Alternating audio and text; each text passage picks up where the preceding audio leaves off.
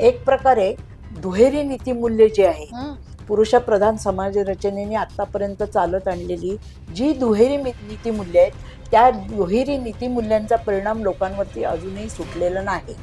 माझ्या मते तर आता ते दुहेरी नीतिमूल्यांच्या पेक्षा सुद्धा मल्टीलेअर नीतिमूल्य तयार व्हायला. अगदी अगदी. म्हणजे प्रत्येक जातीची पण त्याच्यात आणखीन वेगवेगळी, पण ती सगळी जी आहे ती दुहेरीच आहे.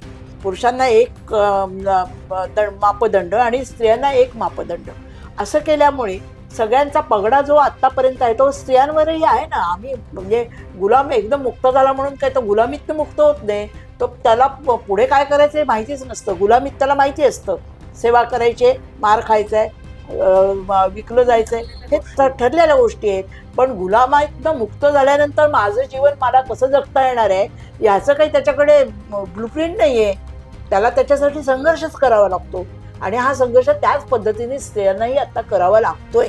आणि म्हणून आम्ही आमच्या घोषणांमध्ये काय केलेलं आहे, आम्हाला हिंसा नकोय, हिंसा विरहित समाज ही आमची घोषणा आहे. जर समाज हिंसा विरहित असेल तरच तो स्त्रियांना झुकतं माप देऊ शकेल किंवा तरच तो स्त्रियांना योग्य माप देऊ शकेल. जर हिंसा हाच जर माझ्या जीवनाचा स्थायी भाव असेल तर माझ्यावरती बलात्कार झाला म्हणून मला तक्रार करायचं कारण नाही असंच म्हणणार ना.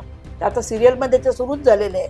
म्हणजे निरनिराळ्या प्रकारे प्रसारमाध्यमं आता जे काही करतायत ते सगळं आतापर्यंत कसं आहे, हिंसा जी स्त्रियांवर केली गेलेली आहे ते योग्यच होतं हो.